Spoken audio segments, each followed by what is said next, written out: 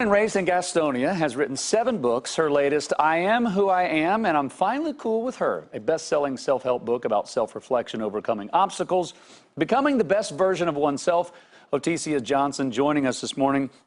We've had a little chance to talk in the green room. It's so nice to meet you. It is so nice to meet you. I think with everyone living in a Facebook social media world, I don't think anyone really knows who their true, authentic self is. And I know you're trying to help people kind of dig deep to find, how do we find it? Absolutely. I think the most important thing is remembering your core values, remembering what it is about you that makes you tick. Go back to what you thought about yourself before the world began to shape your self-image. There's a lot of people, though, that maybe they grew up in a broken home. They don't feel like they have core values. They don't know who they are. Right. And they're being pulled and left and right in the group they hang out with. That's right. telling them what they should believe. Right. How do you find it if you don't even know where to look?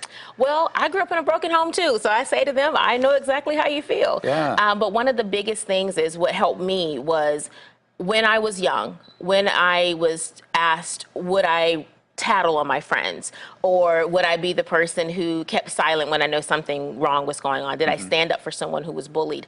I went back to those things and I started asking myself those questions. What do I care about? Am I sad when I see animals being abused? Do I care when children are being abused? Those things are really what shape us. Oh, that's interesting. I still go back. I can hear my dad's replaying in my mind, doing to others as you would have them doing to you. Exactly. And so when you get into those moments, a quick pause. Right. Whether it's to turn left or turn right. I don't mean that figuratively speaking, but you know, you go through this. You also say something that's interesting that I want to make sure I get it right. You said, don't chase your dreams. Attract your destiny. Absolutely. That's interesting. How does that work? How do you live that out? For me, what I had to learn to do was, instead of when you chase something, it makes you exhausted, right? It's physically exhausting to chase after things.